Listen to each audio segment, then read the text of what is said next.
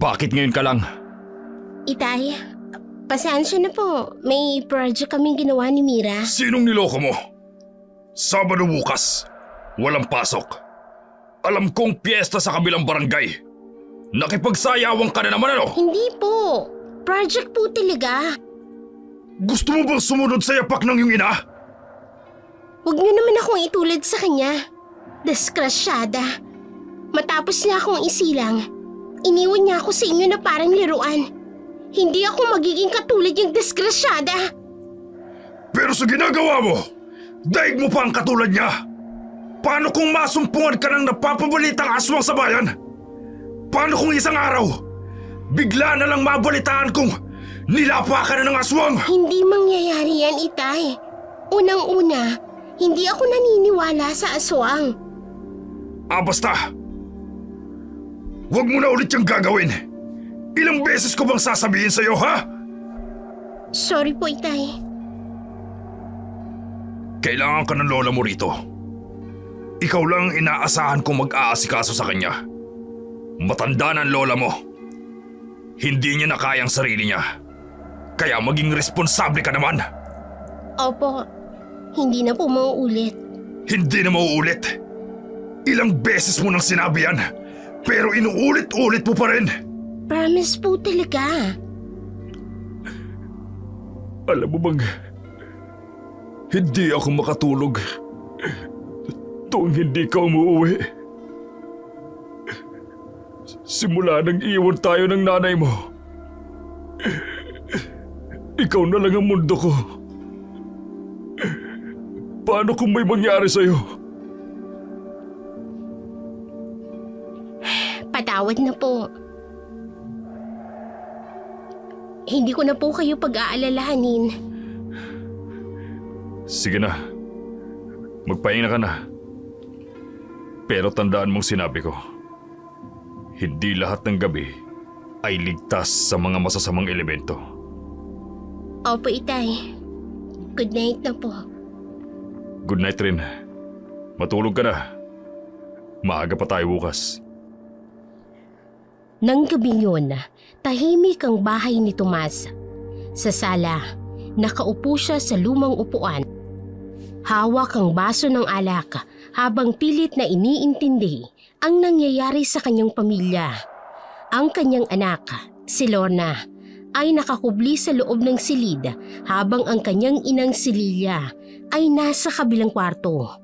Bumigat ang kanyang dibdib sa mga alaala. Simula nang iwan sila ng asawa, si Lorna na ang naging mundo niya. Bata pa lamang ang anak ay siya nang nag-aalaga rito. Katuwang ang kanyang ina. Ngunit hindi naging madali ang lahat.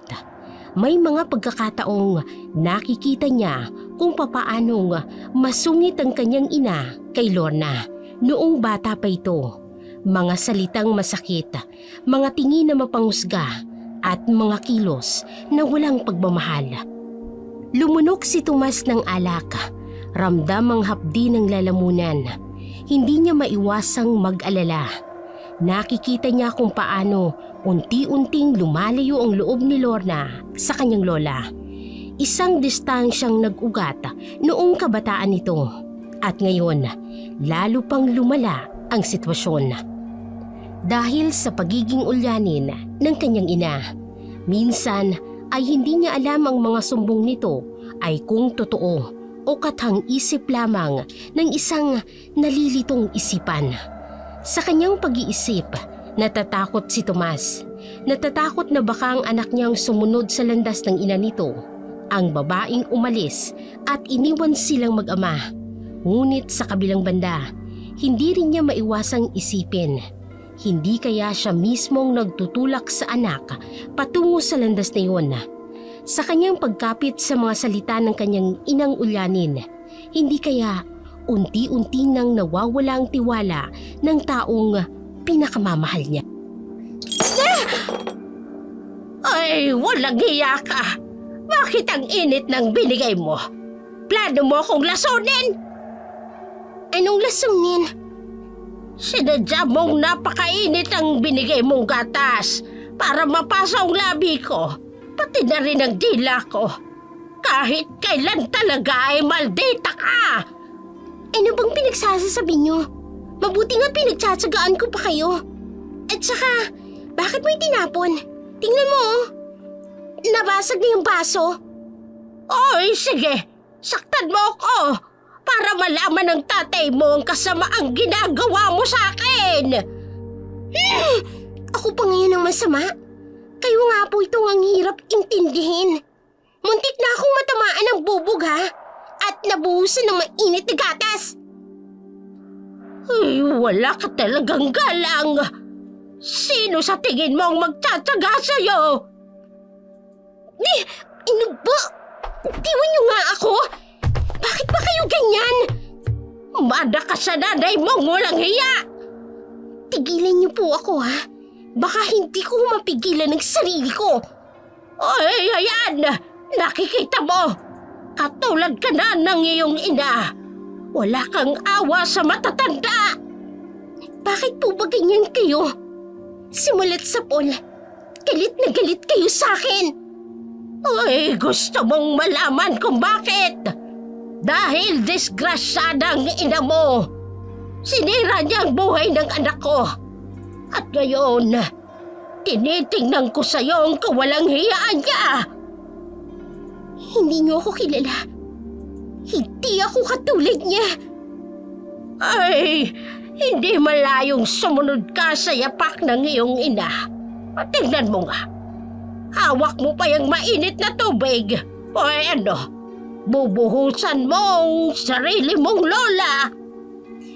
Hindi ko na po kayo maintindihan, Lola. Bakit ba pinagbabayaran kong kasalanan ng iba? Araw-araw kitang nakikita. Araw-araw kong nakikita ang mukha ng babaeng sumira sa buhay ng anak ko. Hindi po akong nanay ko. Hindi po ako siya. Ay, oo nga. Pero bakit ka noon? Bakit tuwing nakikita kita, para ko na rin siyang nakikita? Kaya hanggat nandiyan ka, hindi mo ko masisisi sa gagawin ko sa'yo. Pwes, kung naiinis kayong intindihin ako, lalo na ako, mas naiinis ako sa inyo. Simulat sa Paul, hindi niyo ako pinakitaan ng kabutihan. Nagiging mabait lang kayo kapag nandyan sa itay. Pero kapag tayo na lang dalawa, lumalabas ang sungay ninyo. Oh, maldita ka! Aswangin ka sana sa kamalditahan mo! Kayong may kasalanan kung bakit ako nagkakaganito. Kasalanan ninyo! Kayong nagtulak sa akin para lumayo ang loob ko sa inyo! Isang mainit na umaga, nasaid na ang pasensya ni Lorna. Sa unang pagkakataon, nakapagsalita siya ng pabalang sa kanyang lola Lilia. Nang muntik na siyang matapunan ng mainit na tsaang kanyang itinimpla, hindi niya sinasadya. Ngunit ang paulit-ulit na pagmamalupit ng matanda ay ang nagpabulas sa kanya ng matagal ng kinikimkima na galit. Ang matandang si Lilia ang pinagmumulan ng kanyang pagdurusa. May malalim na sugat sa puso. Ang galit nito sa kanyang ina, ang babaeng umano'y sumira sa buhay ng kanyang anak na si Tomas, ay inililipat sa kanya. Tila ba sa bawat pagtingin ni Lola Lilia sa kanya, nakikita nito ang mukha ng babaeng pinagmula ng kanyang hinanakit. Sa sobrang pagkabagabag, natagpuan ni Lorna ang sarili sa bahay ng kanyang kaibigan. Doon, sa harap ng mapagkakatiwalaang kaibigan, bumuhos lahat ng kanyang mga luha. Inilahad niya ang bawat sakit, bawat sampal ng katotohanan na ang sarili niyang lola ay hindi niya matiis dahil sa kasalanan ng kanyang ina. Ngunit sa pag-alis ni Lorna ay nagbigay ng pagkakataon sa mapanlinlang na lola. Tila isang maingat at pinag-isipang plano. Ginamit ni Lola Lilia ang sandaling yon upang siraan ang kanyang apo. Sa harap ni Tomas, Inilahad nito ang kasinungalingan, binaliktad ang katotohanan at iginuhit ang larawan ng isang apong sumusunod sa yapaka ng inang itinakwil niya noon at tulad ng isang masaklap na propesiya na natutupad, nahulog si Tomas sa bitag ng kasinungalingan. Inay, ano nangyari sa inyo? Bakit wala kayo sa wheelchair niyo? Anak, ang anak mong maldita. Halos ipagtulakan ako kanina. Ano po? Anong ginawa ni Lorna? Alam mo ba, binuhusan niya ako ng mainit na gatas. Ay buti na lang nakaiwas ako. Kaya ako itinapon yung baso. Binuhusan ka niya ng mainit na gatas? Oo. Ay pagkatapos noong sinita ko siya, hinilaw niya pa ang buhok ko. Muntik na akong masubsob sa sahig. Hindi ko alam kung saan nagmana ang batang yan. Sa nanay niya. Sa nanay niya talaga nagmana. Kita mo na, sinabi ko na sa'yo noon pa.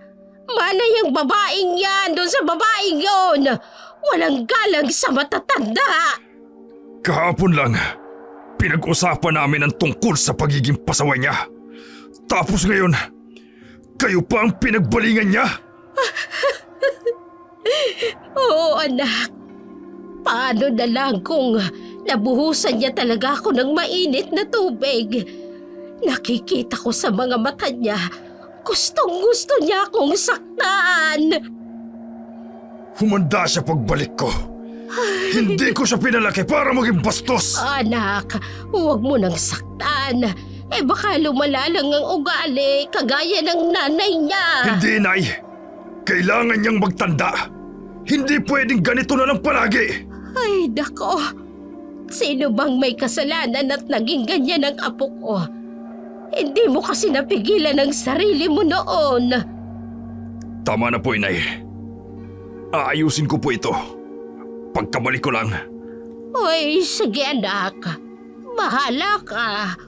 Pero tandaan mo, sinabi ko na sa'yo noon pa. Dapat ay hindi ka nagpautos sa nanay niyan. Hindi malaman ni Tomas ang kanyang gagawin. Naglakad-lakad ito sa loob ng bahay, pabalik-balik, habang umiinit ang ulo sa mga narinig mula sa kanyang ina. Ilang taon na rin niyang pinagtitiisan ang pagkakamali niya noon. Ang pagmamahal sa isang babaeng iniwan siya at ang anak nila. Ngunit ngayon, tila nauulit ang kasaysayan sa mga mata ng kanyang ina. Sa kabilang dako, lumuluhas si Lorna habang ikinikwento kay Jaya ang nangyari. Sa maliit na karinderya kung saan sila nagkita, halos hindi na maintindihan ni Jaya ang mga salita ng kaibigan dahil sa pag-iyak nito.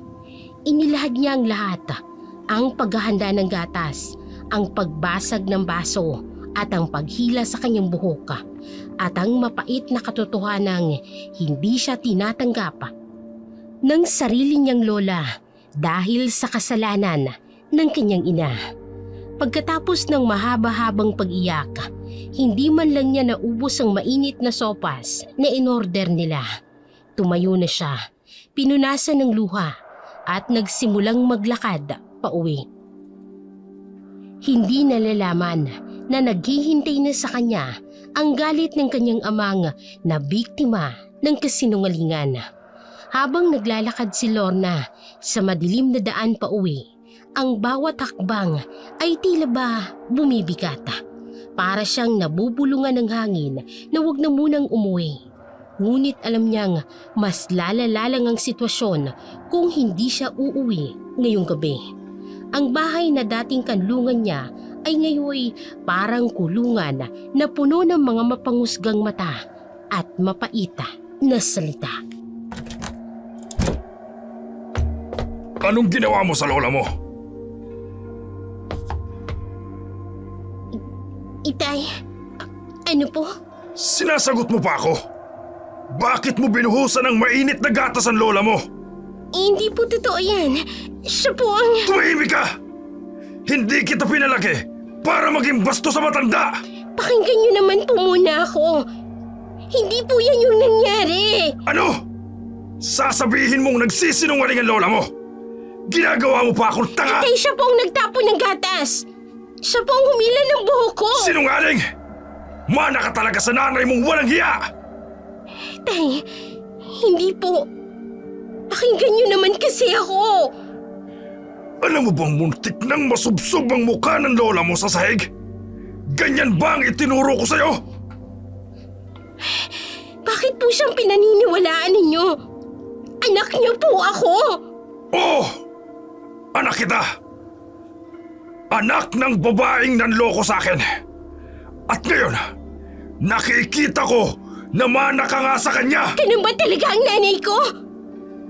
O baka naman may dahilan siya kung bakit kanya iniwan? O baka ang dahilan dahil hindi yung maiwan-iwan si Lola o mas pinapaniwalaan niyo si Lola kaysa sa kanya? Tumigil ka! Wala kang alam sa nangyari! Ano bang alam mo? Ang magpasaway? Gawin ang lahat ng kalokohan! Anong kinabukasan meron ka? Kung ngayon, wala ka ng ibang hinatid sa akin, kundi puro sakit ng ulo. Simula bukas, ikaw na ang magsisilbi sa lola mo. At kapag may narinig pa akong kalokohan mula sa'yo, Kahit anong gawin ko, kahit anong sabihin ko, hindi kayo maniniwala, hindi ba? huwag kang lalabas ng bahay hanggat hindi ka humihingi ng tawad sa lola mo. Kung ganito lang din, sana sinunod ko na lang si Zaya na huwag muna akong umuwi. Nakakainis. Bakit ba mas pinapaniwalaan ni Itay si Lola? Kapag si Lola ang pinag-uusapan, sira na ang lahat. Nararamdaman kong may dahilan kung bakit iniwan ako sa inyo ni Nanay. May dahilan kung bakit niya ako iniwan. Kung noon, napupuno ang puso ko ng galit sa nanay ko dahil sa narinig ko mula sa inyo. Pero ngayon, unti-unti na yung nawawala. Ang galit ko sa kanya, napupunta na sa inyo sa sobrang paghihigpit niyo sa akin. Nakahiga sa kanyang kama si Lorna, nakatitig sa kisame habang tuloy-tuloy ang pagpatak ng luha sa kanyang mga pisngi. Ang sama-sama ng loob niya, hindi lamang sa kanyang lola na siyang ugat ng lahat ng ito, kung hindi maging sa kanyang ama na bulag sa katotohanan. Bakit ganoon? Bakit mas pinipili nitong paniwalaan ang isang kasinungalingan kaysa sa sarili niyang anak? Sa bawat segundong lumilipas, parang may mabigat na timbuang dumadagan sa kanyang dibdib. Ilang beses niyang naisip na baka mas mabuti pang umalis na lang. Baka sa labas ng bahay na ito ay matagpuan niya ang tunay na kalayaan. O kaya ang kanyang ina na matagal niya nang hindi nakikita. Ngunit saan siya magsisimula? Saan niya hahanapin ang babaeng nang iwan sa kanya? At paano kung matulad siya sa mga batang nakikita niya sa balita? Nawawala, nasa panganib, o kaya naman ay napagsasamantalahan. Bumangon siya at lumapit sa bintana. Pinagmasdan ng mga dumadaang tao sa kalye. Bawat isa'y may kani-kaniyang kwento, may kani-kaniyang tahanan. Pero siya, bakit parang estranghero siya sa sarili niyang bahay? Hinawakan niya ang doorknob. Inisip kung dapat pa bang buksan ito at tumakas. Pero hindi niya yun magawa. Hindi dahil sa takot sa ama, kung hindi dahil sa takot sa mundo na nasa labas. Isang mundong hindi nila kilala. Isang mundong maaaring mas malupit pa ang sitwasyon sa kinalalagyan niya. Bumalik siya sa kama. Kinuha ang lumang stuffed toys na regalo ng kanyang ama noong bata pa siya. Niyakap niya ito ng mahigpit. Pilit na iwinawak siyang salitang mana siya sa nanay niyang walang hiya. na patuloy na umuugong sa kanyang isipan. Sa ngayon, wala siyang magawa kung hindi ang sumunod, maghintay at umasa na balang araw, makikita rin ng kanyang ama ang katotohanan. Hoy, bakla, anong inaarte-arte mo dyan?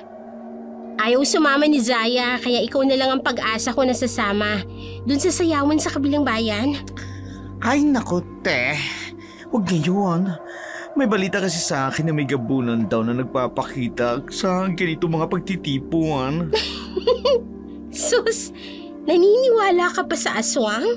Mahirap magtiwala. Itong gabunan na to, mapanlil lang daw. Hindi siya katulad ng ibang aswang na pangit. Gwapo ito, matipuno at mapangakit. Ha?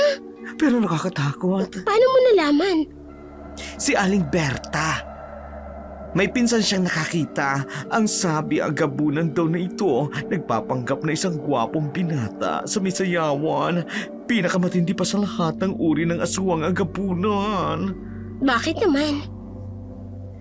Kasi hindi mo siya makikilala kaagad. May kakayahan daw siyang magbago ng anyo. Tapos, pag may nabiktima na siya, tinatala niya sa kupong at doon, kinakain niya ang laman ng tao at iniiwan na lang ng balat at buto. Paano mo malalaman kung gabunan siya? May palatandaan daw. Una, hindi raw siya kumakain sa harapan ng tao. Pangalawa, laging may amoy na kakaiba.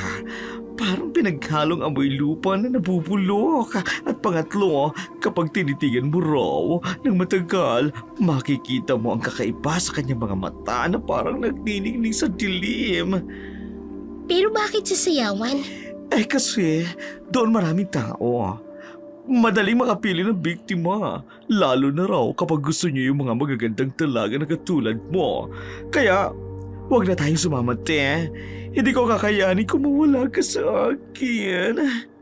Parang ano? Parang may narinig na ako kay Itay tungkol sa gabunan noon. Oh, diba?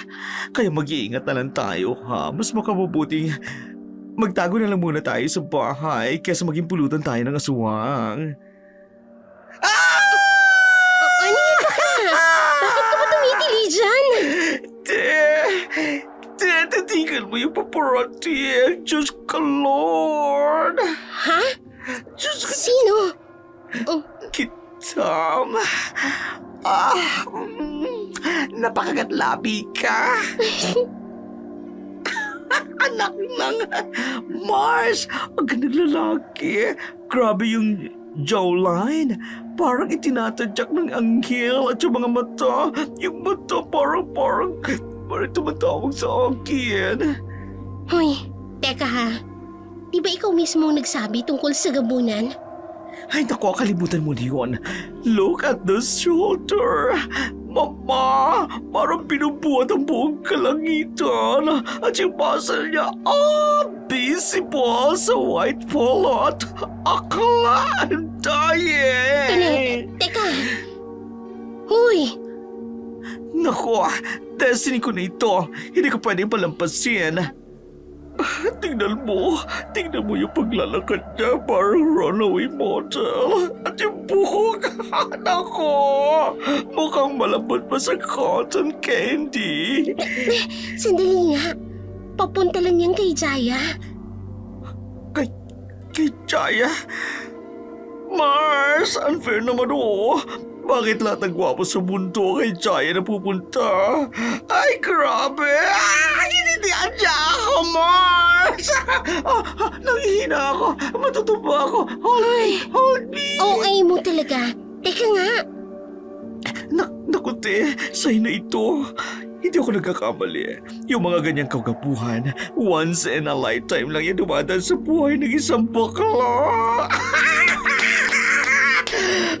Oh, my heart can't take this anymore, Akla! I need my smelling salt!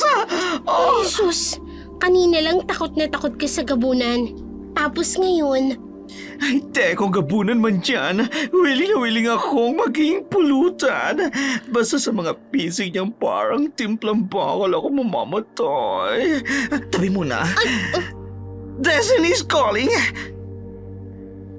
Unang kita pa lamang ng dalawa ay nabighani na ito sa misteryosong binata na bigla na lamang sumulpot sa lugar nila.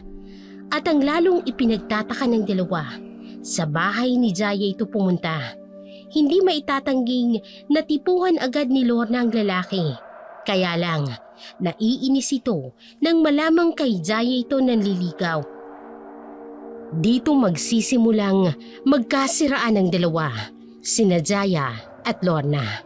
Sa unang tingin pa lang, parang tumigil na ang mundo para kay Lorna at kay Tonet. Ang misteryosong binata na tila nanggaling sa panaginip ay kaagad na naging dahilan ng pagpintig ng kanilang mga puso. Pero ang tinig ng kapalaran ay may ibang plano.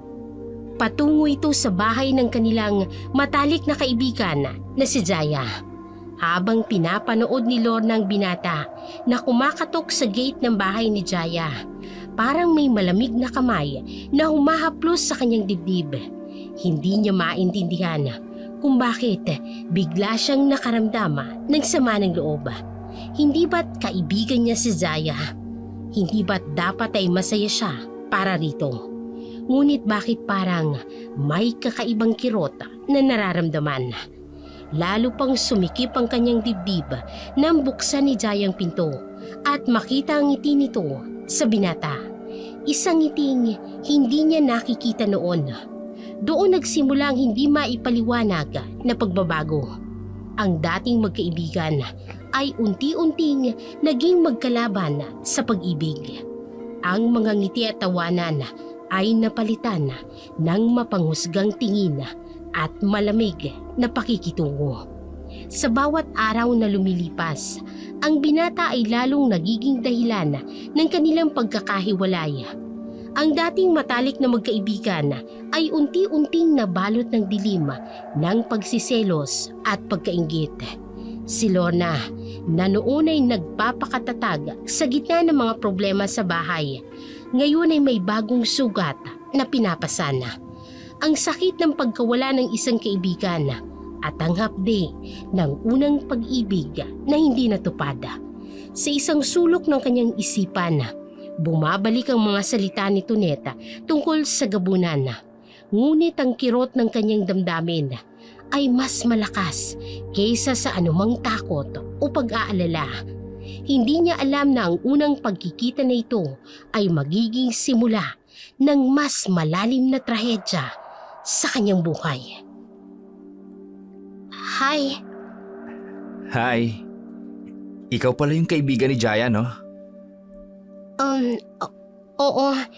Pasensya na kung ako nang lumapit sa'yo. Hindi ko lang mapigilan. Hindi mo mapigilan? Ang ano? Na makilala ka. Kasi simula nung makita kita, hindi ka na maalis sa isip ko. Ganun ba? Bakit naman? Alam mo kasi, may kakaiba sa'yo. Para bang may kung anong humihila sa'kin. Hindi ko maipaliwanag eh. At ano pa ang nararamdaman mo? Alam kong mali ito kasi kay Jaya ka nanliligaw. Pero hindi ko mapigilan ng sarili ko eh. Tuwing nakikita kita, para akong nawawala sa sarili. Eh kung sabihin kong gusto rin kitang makilala. Talaga? May kakaiba rin sa'yo mula nung una kitang makita. Pero tama ka. Kay Jaya ako nanliligaw. Hindi ko naman hinihingi na iwanan mo siya. Gusto ko lang malaman mo kung anong nararamdaman ko. Eh kung sabihin kong gusto kong makipagkita sa'yo, nang tayo lang. Walang ibang makaalam.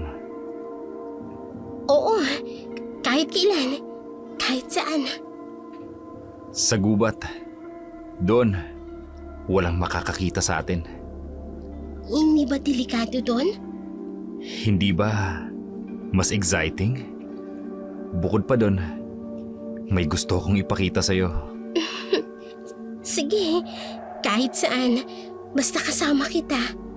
Sigurado ako, magugustuhan mo ang pupuntahan natin. Pero, pwede bang wag muna sa gubat? Sa bayan na muna tayo. Sure. Salamat. Basta, ipangako mong sasama ka sa akin. Kahit saan. Kahit sa gubat. Aasahan ko. Teka nga pala, bakit dun mo pala ako gustong dalhin? Biglang nanlamig ang tingin ni Nicolas. Hindi ito sumagot sa huling sinabi ni Lorna.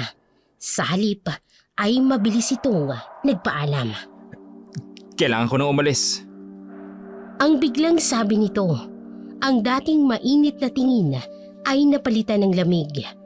Napalingon si Lorna sa direksyon ng tingin ng binata at doon niya nakita si Zaya na paparating. Ang dating masayang mukha ni Nicolas ay nabalot ng anino at bago pa man makapagsalita si Lorna, mabilis na itong lumayo, iniwang naguguluhan ang dalaga. Napansin ni Lorna kung paano mabilis na nagbago ang kilos ni Nicolas. Parang tubig na biglang naging yelo. Ramdam niya ang dahilan. Ayaw nitong magkasabay silang makita ni Zaya. Dumaan si Zaya sa harap niya nang hindi man lang siya tinitingnan. Ang dating magkaibigan na ngayon ay parang mga estranghero. Sa pagtalikod ni Nicolas, may kung anong kakaiba sa hangin. Isang amoy na hindi maipaliwanag. Parang pinaghalong amoy ng lupa at may iba pang bagay na hindi niya matukoy. Ngunit masyado siyang abala sa kanyang mga nararamdaman para pansinin ang mga palatandaang ito. Nakita kitang kausap si Lorna. Anong pinag-usapan niyo? Wala naman. Casual na usapan lang. Casual? 3 oras kayong nag-usap sa labas ng bahay nila. Ay, Jaya naman. Kaibigan mo siya, di ba? Hindi ba pwedeng makipag-usap ako sa kaibigan mo? Kaibigan? Nakita ko kung paano ka tumingin sa kanya. Hindi ganun tumingin ng isang taong casual nag-uusap lang. Jaya, ikaw ang nililigawan ko. Ikaw ang gusto ko. Talaga lang ha? Eh bakit hindi mo pa ako ipinapakilala sa pamilya mo? Actually, yun nga ang gusto kong pag-usapan natin. Gusto kong pumunta ka sa amin. Ipakikilala kita sa mga magulang ko. Sa inyo? Sa gubat? Oo. Hindi naman kalayuan. Gusto kong makilala ka nila. Hindi ko alam. Delikado sa gubat. Maraming kwento tungkol sa mga... Kung seryoso ka sa akin, dapat handa kang makilala ang pamilya ko. Hindi pwedeng puro dito lang tayo sa bayan. So ngayon ako pa ang mali? Porket ayaw kong pumunta sa gubat, ako na ang hindi seryoso? Hindi ko sinabing mali ka. Pero paano natin mapapalalim ang relasyon natin kung lagi kang may takot at pagdududa? Paano ko hindi magdududa? Kanina, nakita kitang kasama si Lorna. Ibang-iba ka. May nining sa mga mata mo na hindi ko nakikita kapag ako ang kausap mo. Jaya, kung hindi mo kaya magtiwala sa akin, sabihin mo na para hindi na tayo mag-aksaya ng oras. Anong gusto mong gawin ko? Basta-basta na lang sumama sa gubat? Paano kung may mangyari sa akin doon? Kung ganyan ka mag-isip, tama nga siguro si Lorna. Anong sinabi sa'yo ni Lorna? Anong pinag-usapan niyo? Hindi sumagot si Nicolas sa huling tanong ni Jaya. Sa halip ay tumalikod ito at tahimik na umalis. Iniwan ang babaeng luhaan at naguguluhan. Hindi niya alam na yun na palang kanilang huling pagkikita. Ang huling eksena ng isang pag-ibig na hindi natupad. Sa mga sumunod na araw, unti-unting nawala si Nicolas sa buhay ni Jaya. Walang text, tawag o kahit na anong palatandaan ng dating panliligaw. Para siyang hangin na bigla na lamang nawala.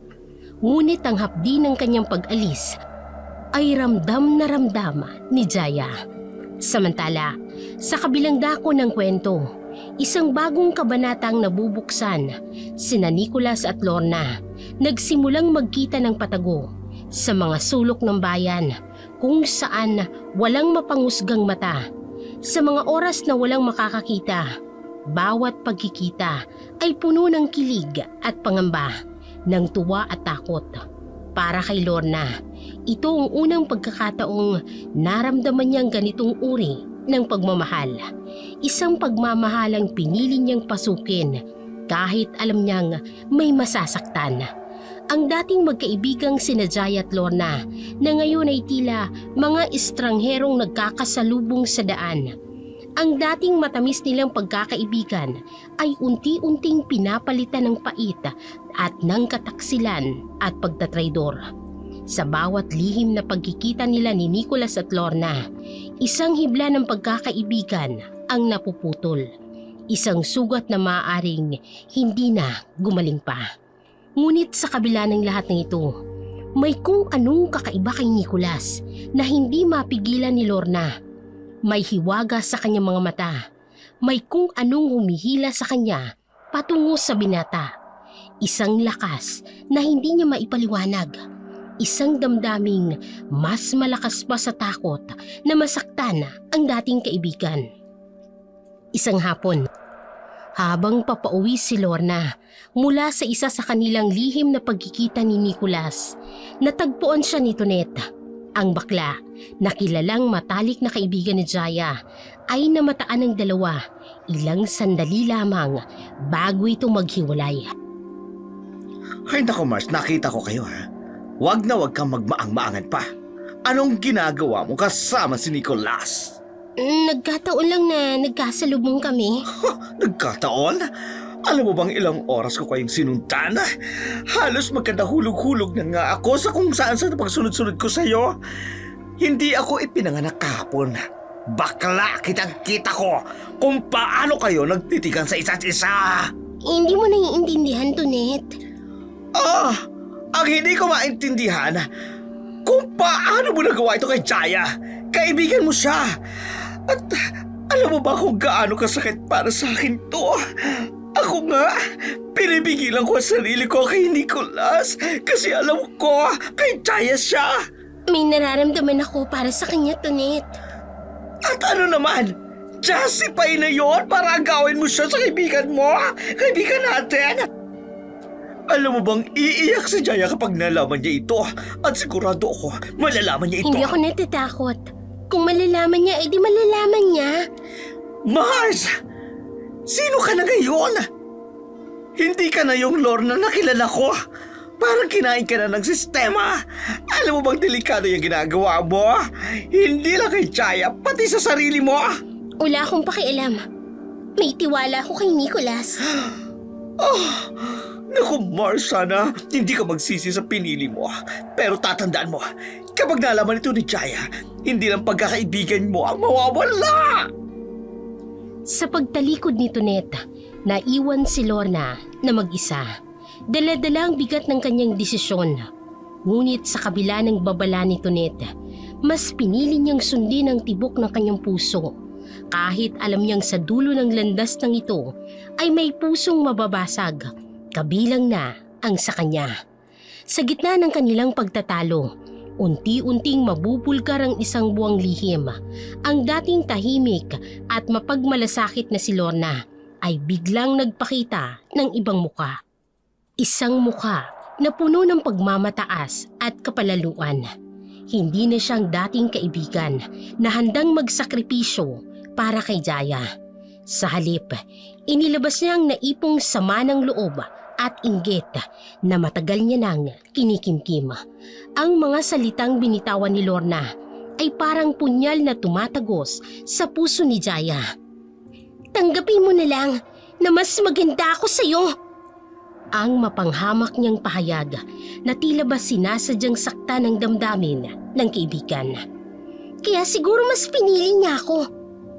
Mga salitang ito ang nagpakita ng tunay na mukha ng pagkainggit at pagsiselos na matagal nang kumakain sa kaibuturan ni Lorna. Para kay Jaya, hindi sa mga salita ang pinakamasakit, kung hindi ang katotohanan na ang taong pinagkakatiwalaan niya, ang kaibigan na dating kasama niya sa hirap at ginhawa, ay nagawang saktan siya ng ganun-ganun lamang. Ang dating magandang pagkakaibigan ay ngayon nababalot ng dilim at pagtataksil, at ang dating matamis nilang samahan ay naging mapait na alaala ng isang pagkakamali. Sa bawat salitang lumalabas sa bibig ni Lorna, parang may isang hibla ng kanilang pagkakaibigan ang napuputol. Isang sugat na maaaring hindi na gumaling pa kahit kailan. Ang mga mata ni Jaya ay puno ng luha, hindi lamang dahil sa sakit ng mga salita, kung hindi dahil sa pagkawala ng isang kaibigan na akala niya'y mananatiling tapat hanggang sa huli. Lorna! Nasaan ka? Bakit po, Itay? Saan ka nang galing kanina? Kasama ko po si Nicolas. Nicolas! Sinong Nicolas yan? Bakit hindi ko kilala? Tay naman, dalaga na po ako. May karapatan po akong... Dalaga ka nga! Pero wala kang karapatang magpagabi. May aswang nagabunan na kumakalat sa bayan.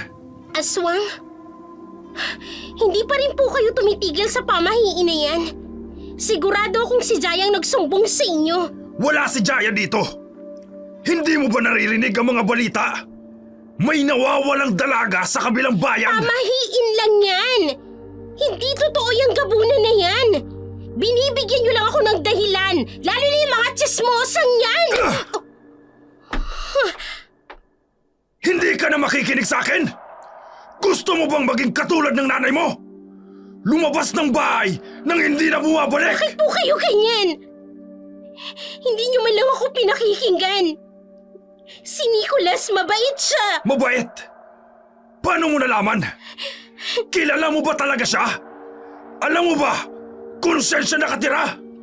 Sa gubat. Sa gubat? Anak, makinig ka sa akin. Delikado yung lalaking yan. Hindi ka dapat magpakita sa kanya. Hindi niyo siya kilala. Mahal niya ako. Anak, pakiusap. Ayokong may mangyari sa'yo. Hindi ko kakayanin kung mawawala ka rin tulad ng nanay mo. Kinaumagahan, kinausap si Lorna ng kanyang ama. Ngunit malamig pa rin ito dahil sa nangyari kagabi. Lorna, ilang linggo akong mawawala. May trabaho sa kabilang bayan. Opo. Anak, tungkol sa kagabi, patawad. Pero sana, maintindihan mo na ginagawa ko lang to para sa'yo. Opo, naiintindihan ko po. Ay, alagaan mo ang lola mo habang wala ako. Huwag mong pababayaan, ha? Kahit siyang laging nananakit sa akin. Lorna, matanda na ang lola mo. May mga pagkakataong hindi niya alam ang ginagawa niya. Pagpasensyahan mo na. Paano naman ako? Tay, kailan niyo naman po ako iintindihin? Anak, pakiusap. Huwag ka munang makikipagkita kay Nicolas habang wala ako. Hindi ako matahimik tungkol sa kanya. Mag-iingat ka, ha? Huwag kang lalabas na gabi. At kung may mangyari, tumawag ka agad sa mga kapitbahay. Sa pagtalikod ni Tomas, hindi niya nakita ang mapanganib na kislap ng mga mata ni Lorna. Hindi niya alam na sa pag-alis niya ay magbibigay daan sa mga pangyayaring hindi niya inaasahan. Sa isip ni Lorna, ito na ang pagkakataon, ang kalayaang matagal niya nang hinihintay para makasama ang lalaking pinagkakatiwalaan niya ng buong puso. Inahapunan, natagpuan ni Lola Lilia si Lorna na nagliligpit ng mga gamit sa kwarto. Saan ka pupunta? Hindi ka pa nagluluto ng hapunan. May pupuntahan po ako. Anong mga gamit yan? Bakit parang lahat ng damit mo ay dinala mo?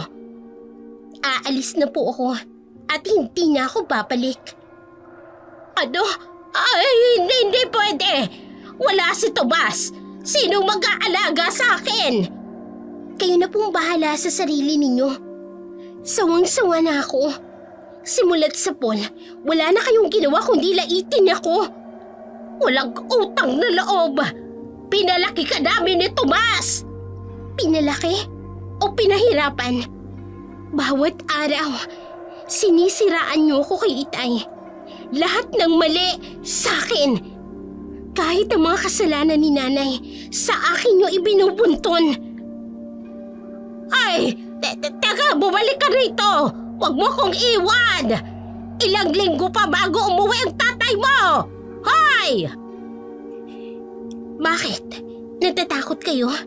Ngayon malalaman ni tatay kung gaano kahirap alagaan ang isang matandang mapang-api. Ay, malanding babae ka! Alam ko kung saan ka pupunta. Kay Nicolas, hindi ba? Sa gubat! Paano niyo? Uuwi ka ring buntis rito. Katulad ng nanay mong disgrasyada. Tingnan mo! Sinusundan mo na talaga ang yapak niya. Mula ngayon, wala na kayong maririnig na Lola, kain na po. Lola, eto na po ang gamot ninyo. Magtusa kayo sa kasamaan ninyo. Ay, huwag. Huwag mo akong iwan. Apo, huwag. Maawa ka. Masiya na kayo. Wala nang apong disgrasyada sa bahay na to. Ngayon, mararanasan nyo naman kung paano mag-isa. Ay, bumalik ka rito! Apo! Aswang yang Nicolas na yan! Kabunan yan! Kakatayin ka niya sa gubat! Kahit pa aswang siya, mas mabuti pa yon kesa mamuhay na kasama kayo! Lorna! Lorna, bumalik ka rito! Lorna! Ay, patawad. Patawad, anak. Sa pagtalikod ni Lorna, hindi niya nakita ang tunay na pagmamakaawa sa mga mata ng kanyang lola. Hindi niya narinig ang mahihinang paghingi ng tawad. Mga salitang matagal nang gustong sabihin, ngunit hindi magawa dahil sa kapalaluan. Sa halip, ang tanging dala niya ay ang galit at ang puot na naipon ng matagal na panahon at ang pangako ng bagong buhay kasamang lalaking hindi niya lubusang kilala. Habang naglalakad sila sa gubat, unti-unting kumukupas ang liwanag ng araw. Ang dating maaliwalas na daan ay nagiging mas madilim at masukal. Nicolas, ang layo naman pala ng bahay mo. Konti na lang. May shortcut ako. Pero bakit dito? Ang dilim na. Natatakot ka ba? Hindi naman. Pero hindi ko lang inaakala na ganito pala kalayo. Akala ko ba, kahit saan, susunod ka sa akin. Oo naman. Nagtataka lang ako. Alam mo, Lorna, may dahilan kung bakit dito ako nakatira. Anong dahilan? Para malayo sa mga taong mapanghusga. Katulad ng lola mo. Paano mo nalaman ang tungkol sa lola ko? May amoy. Amoy ng takot. Natatakot ka sa kanya, no? Nicolas, may kakaiba sa iyo ngayong gabi. Bakit? Hindi ba itong gusto mo? Malayo sa kanila. Malaya. Halika. Ipapakita ko sa'yo ang tunay kong tahanan. Ang lamig ng kamay mo. Huwag kang matakot. Konti na lang. Malapit na tayo. Sa gitna ng dilim, hindi makita ni Lorna ang dating Nicolas na kanyang nakilala. May kung anong kakaiba sa kanyang tingin, sa kanyang ngiti, at sa bawat hakbang nila papasok sa gubat. Parang may kung anong pumapaligid sa kanila. Isang presensyang hindi niya maipaliwanag. Isang takot na unti-unting kumakain sa kanyang katinuan. Nang sa wakas, tumambad sa kanila ang isang lumang bahay na yari sa kahoy at kawayan. Ngunit hindi ito karaniwang bahay kubo na nakasanayan ni Lorna. May kakaiba sa arkitektura nito. Parang sadyang itinago sa pagitan ng malalaking puno na ang mga sanga ay tila mga bisig na yumayakap sa buong istruktura. Ang mga dingding ay may kulay na hindi matukoy. Isang uri ng kayumangging may halong dugo na tila nababagong kulay sa bawat kislap ng buwan. Ang mga bintana, bagamat marami, ay may kakaibang disenyo. Parang mga matang nakatitig sa mga dumaraan. Sa mga sulok ng bubong ay may mga lumang maskara na gawa sa kahoy na ang mga mukha ay baluktot at nakanganga na tila naghihintay ng kanilang susunod na biktima. Sa paligid ng bahay ay nakakalat ang iba't ibang kagamitan, mga lumang banga na may kakaibang amoy, mga tali ng lubid na may bahid ng kung ano at mga buto ng hayop o tao na nakakalat sa lupa. May mga kandila rin sa bawat sulok na ang liwanag ay hindi pangkaraniwan. Pula at madilaw na nagbabago-bago ang kulay. Ang hangin sa paligid ay may kakaibang bigat. Isang uri ng presensyang dumudukot sa kaluluwa. May amoy na hindi maipaliwanag. Isang kombinasyon ng nabubulok na laman, mamasamasang lupa at matamis na amoy ng dugo. Sa bawat ihip ng hangin, may bulong na dumadaan. Mga tinig ng tumatawag, natatakot at nang-aakit. Sa gitna ng lahat ng ito, nakatayo si Nicolas.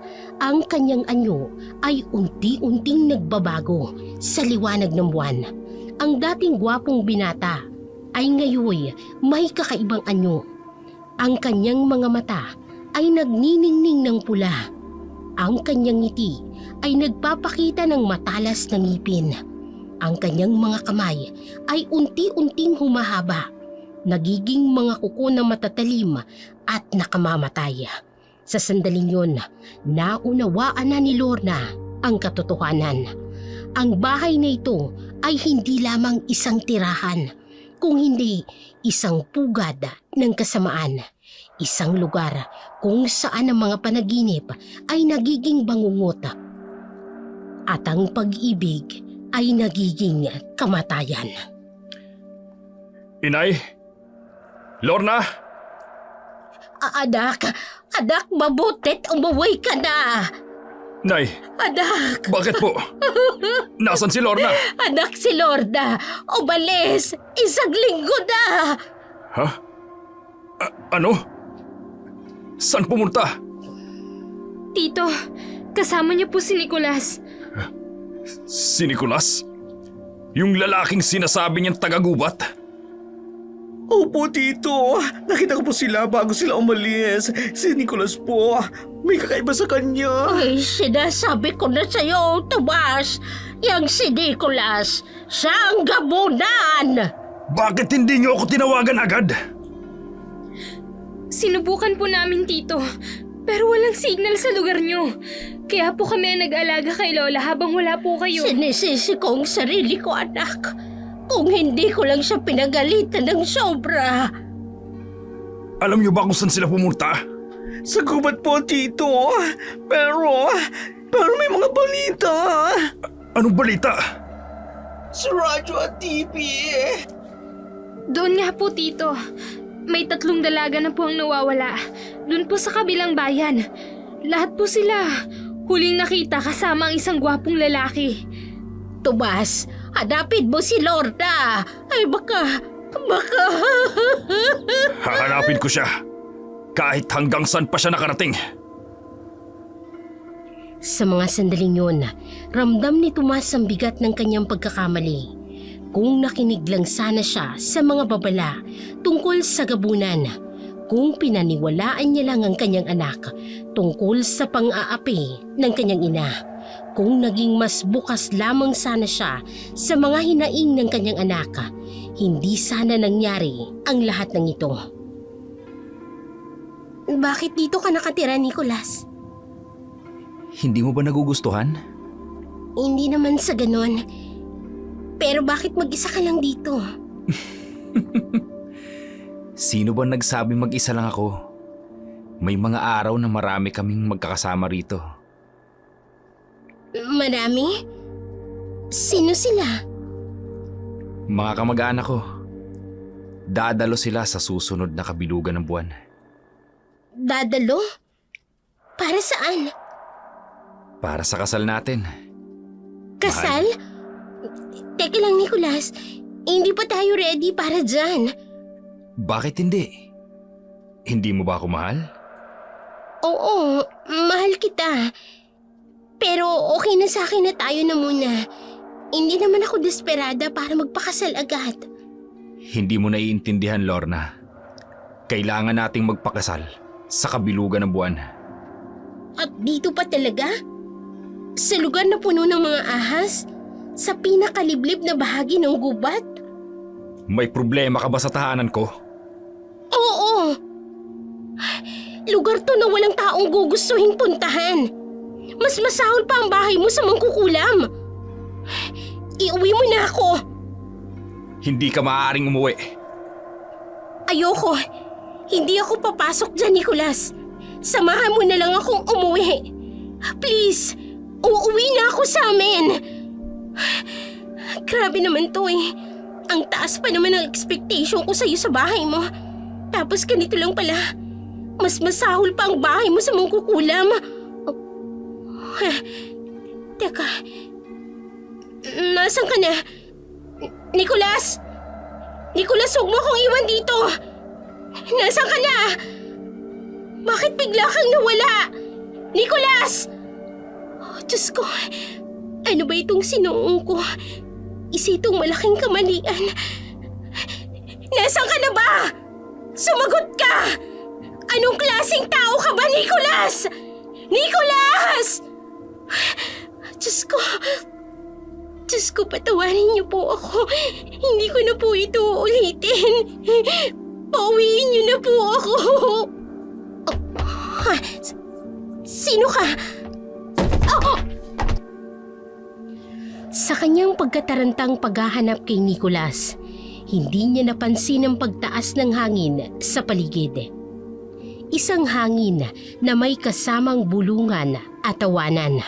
Bago pa siya makapagsalitang muli, may malamig na kamay na humablot sa kanyang braso. Hinila siya papasok sa dilim. Ang huling naramdaman niya ay ang malamig na haplos ng hangin sa kanyang balata at ang matinis na halakhak na umaalingaw-ngaw sa kanyang mga tainga bago siya tuluyang nawala na ng malaya. Nang magmulat siya ng kanyang mga mata, nagulat si Lorna sa nakita. Hindi na ito ang lumang bahay na nakita niya kanina. Sa halip, nasa loob siya ng isang napakagandang silid. Ang mga dingding ay may ginintuang disenyo. Ang mga kurtina ay yari sa mga pinong tela na kumikinang sa liwanag ng mga kandila. Ang kama kung saan siya nakahiga ay napakalambot. May mga unan at may mga bordang ginto sa kumot na tila ba gawa sa pinakamamahaling sutla. Ngunit sa kabila ng karangyaan, may kakaiba sa silid nito. Ang mga salamin sa dingding ay tila ba may sariling buhay. Gumagalaw ang mga anino sa loob nito kahit walang tumatayo sa harap. Ang mga kandila, bagamat nagbibigay ng liwanag, ay may apoy na asol at berde. At sa hangin, may matamis na amoy, isang amoy na nakakaakit, ngunit kasabay nito nagpapaalala ng kamatayan.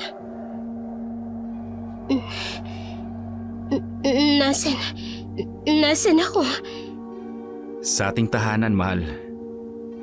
Kumusta ang tulog mo? Hindi ko maintindihan. Kagabi, yung bahay, iba ito sa nakita ko. Iyon ang unang anyo. Ito ang tunay na mukha ng aking tahanan. Maganda, hindi ba? Paano ako napunta dito? Bakit hindi ko matandaan? Hindi na mahalaga ang nakaraan. Ang mahalaga, nandito ka na. Ang bango pero may kakaiba. At ikaw, may kakaiba sa'yo. Gutom ka na ba? May inihanda akong pagkain para sa'yo. Hindi ko kilala ang pagkain ito pero bakit parang hindi ko mapigilang gustuhin? Kainin mo. Para may lakas ka sa mga susunod na mangyayari. Nicholas, ano bang nangyayari? Bakit parang hindi kita matanggihan? Sa mga sandaling yun, dahan-dahan nang nababaon si Lorna sa isang mahiwagang kapangyarihan na hindi niya maintindihan. Isang puwersa na humihila sa kanya papalapit kay Nicholas kahit alam niyang may kakaiba. May nakatatakot sa lalaking dating pinagkatiwalaan niya ng buong puso. Ay, hindi maaari ito! Hindi maaari! Si Nikolay nga! Sino po ang Nikolay na sinasabi ninyo? Pakinggan mo akong mabuti, Tomas. Ang gabunan na ito, hindi ordinaryong aswang. Si Nikolay, o Nicolas sa tawag niya ngayon, ay pinuno ng angkan ng gabunan. May kakayahan siyang magbago ng anyo at makaakit ng mga dalaga. Paano niyo po nalaman na siya nga? 300 taon na siyang namamayagpag sa ating lupain. Bawat kabilugan na buwan, may nawawalang dalaga. Palaging ganoon ang kwento. Isang binatang kahali-halina, mistulang dayuhan, pero katulad pa rin natin. Ano po gagawin niya kay Lorna? Hindi lang siya basta aswang na kumakain ng laman, Tomas. Ang gabunan ay nangangailangan ng tagapagmana. Kaya sila nanlilin lang ng mga dalaga ay para magkaroon ng supling na kasing lakas nila. Kaya pala mga dalagang nawawala. Pero may mas malala pa. Kapag nakakain ang babae ng anumang inihain ng gabunan, unti-unti siyang magiging katulad nila. Ang dugo niya ay magiging dugo ng aswang at ang kanyang kaluluwa ay hindi na makababalik sa dating anyo. Ano pong magagawa natin? May 3 bagay na kailangan nating gawin. Una, kailangan nating mahanap si Lorna bago sumapit ang kabilugan ng buwan. Pangalawa, kailangan nating siguraduhin hindi siya kakain ng anumang inihain sa kanya. At pangatlo, kailangan nating patayin si Nikolay. Paano po natin siya papatayin? Hindi madaling patayin ang gabunan. Mas malakas sila sa ordinaryong tao. Mas matalino. At higit sa lahat, Mapanlin lang, pero may kahinaan din sila. Ano po yun? Ang gabunan ay may 3 kahinaan.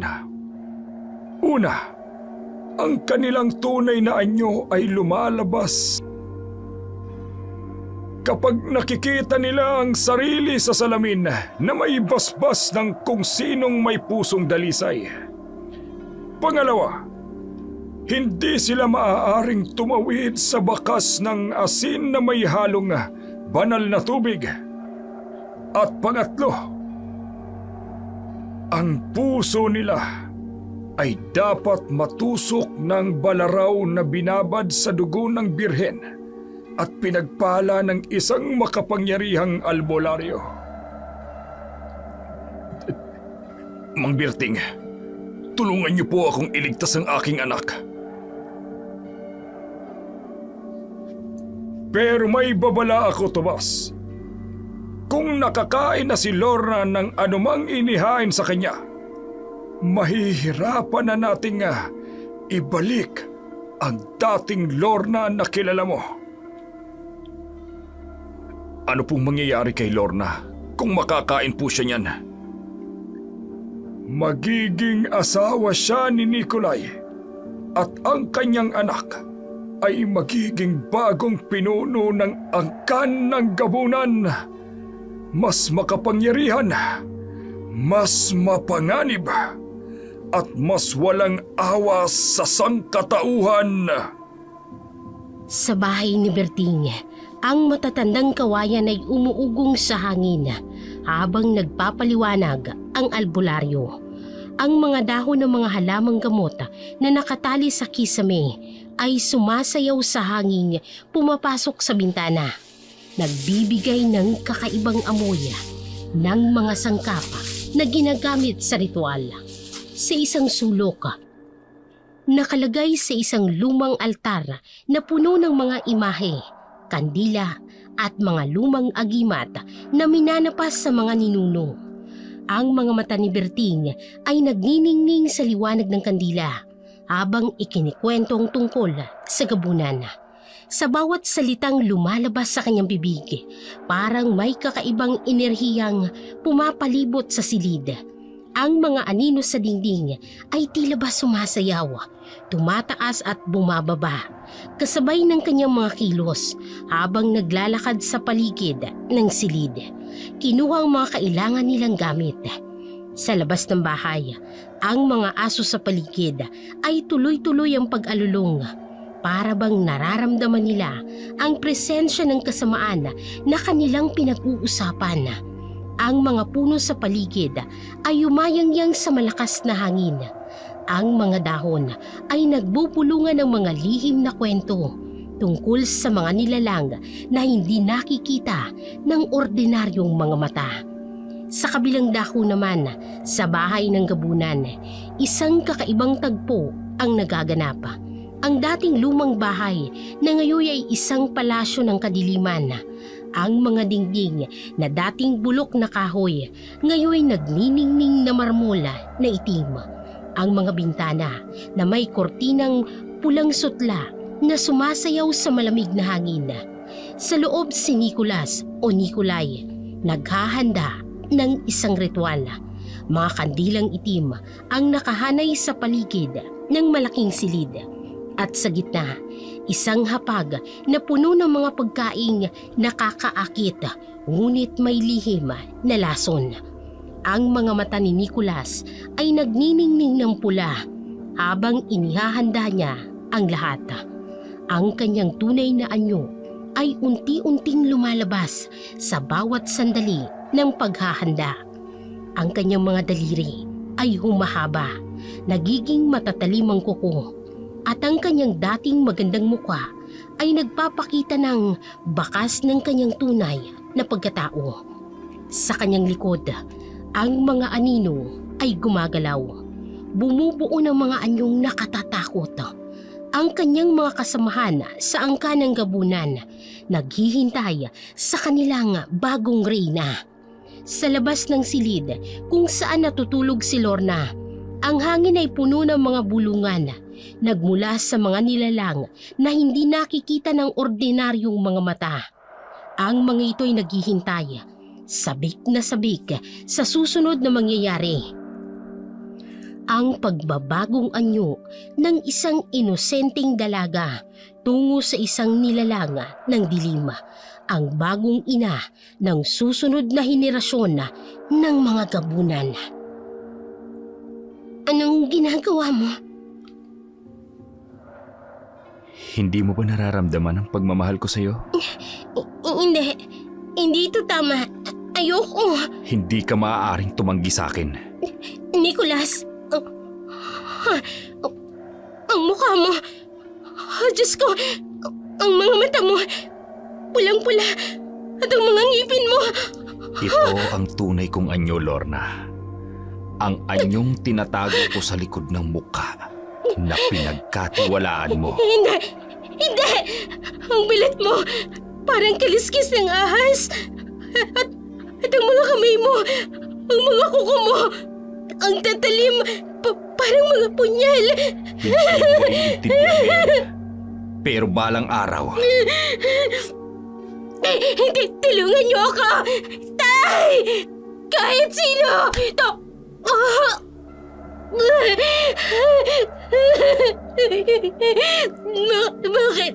Bakit mo ako niloko? hindi kita niloko, Lorna. Pinili kita para maging ina ng aking mga anak. Hindi! Ayoko! Unti-unting nawala ng malay si Lorna. Sa mga sandaling yon, ang dating magandang silid ay naging saksi ng isang karumal-dumal na pangyayari. Ang mga kandila ay nagsimulang kumupas at ang mga anino sa paligid ay sumasayaw sa ritmo ng isang trahedyang hindi na mababago pa. Lumayo ka! Isa kang halimaw!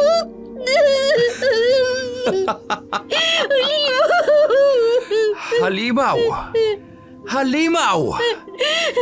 Ito pa lang ang simula, mahal ko. Hindi! Ang mukha mo, para kang hayop. Ang mga mata mo, bakit parang may apoy sa loob? At ang amoy mo, amoy dugo. Ganito talaga kami. Mga gabunan. Mga nilalang na mas malakas sa tao. Mas matalino. At mas uhaw sa laman. Itiwan mo ko. Kaya pala laging may nawawalang dalaga. Ikaw ang... Tama! Ako nga! At ikaw ang pinili kong maging reyna ng aming angkan! Hindi! Ayoko! Hindi ako magiging katulad mo! Hindi mo maiintindihan.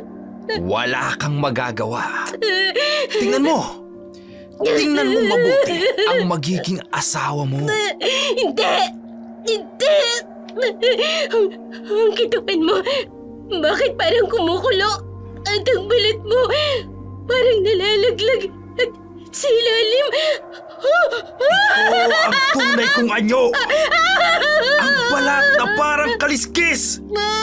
Ang mga matang nagliliyab! Ang mga pangil na matatalimpa sa punyal! Tutulungan niyo ako kahit sinong nakakarinig! Walang tutulong sa'yo rito. Ang gubat na ito, ang kaharian ko. At ngayon, akin ka na! Hindi! Mamatay ka na! Matigas ang ulo mo, ha?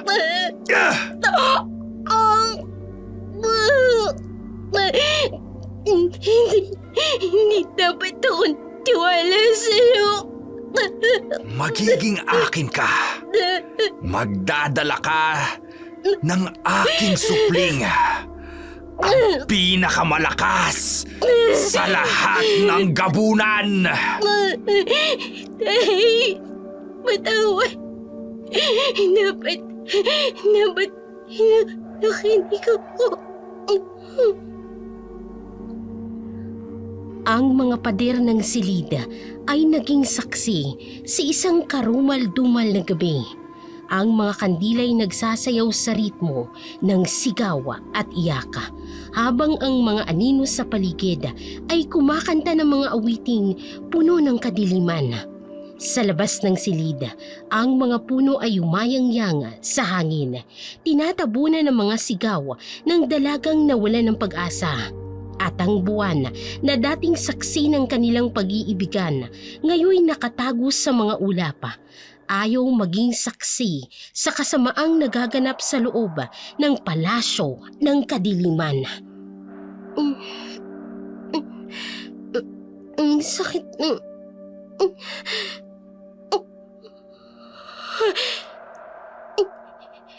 Hindi. Anong ginawa mo sa akin?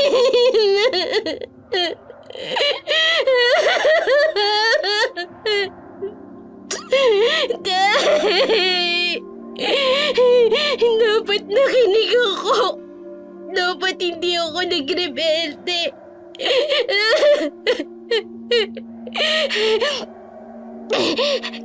Kailangan kong umalis dito. Diyos ko. Panaginip lang ba to? Kahapon, ang silid na to, napakaganda. Pero ngayon, mga buto, mga kalansay, ang baho, amoy patay.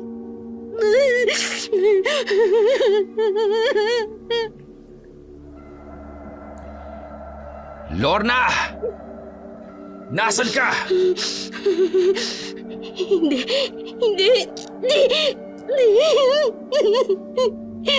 Panginoon, tulungan niyo po ako. Hindi ako dapat nagtiwala sa demonyo. Hindi ka makakatakas, mahal ko! Akin ka na! Tay, Lola, patawarin niyo ako. Kahit ganito ako kasama sa inyo, hindi ko deserve to. Hindi ko deserve to.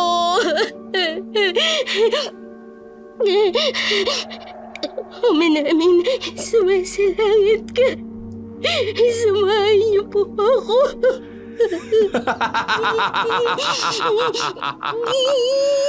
Kahit saan ka magpunta, mahahanap kita!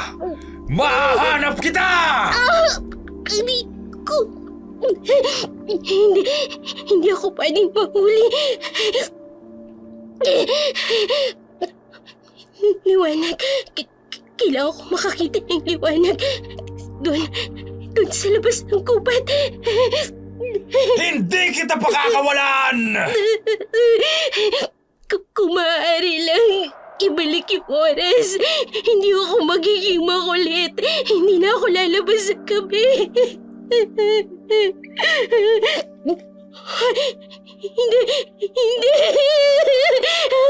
Sus ko, pakiusap. Tulungan niyo po ako. Ang gubat ay naging testigo sa pagtakas ng isang dalagang nawala ng pag-asa. Ang mga puno ay tila ba nagbubulungan. Ang mga ibon ay tumigil sa pagkanta. At ang hangin ay puno ng mga bulungang nagmumula sa mga nilalang na hindi nakikita. Sa bawat hakbang ni Lorna, ang mga anino sa paligid ay sumasayaw, naglalaro sa kanyang takot at pangamba.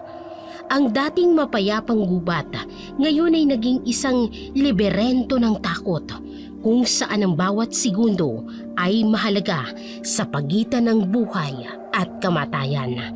Ang gubat ang naging saksi sa desperadong pagtakas ni Lorna. Ang mga dating tahimik na puno ngayon ay tila mga halimaw na kumakawag sa kanya sa bawat pagdaan.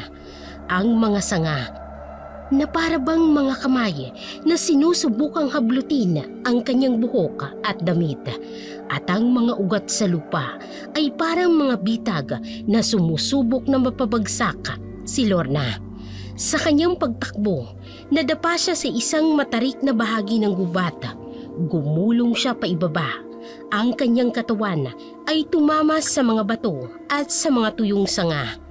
Ang kanyang mga braso at binti ay napuno ng mga gasgas at sugat.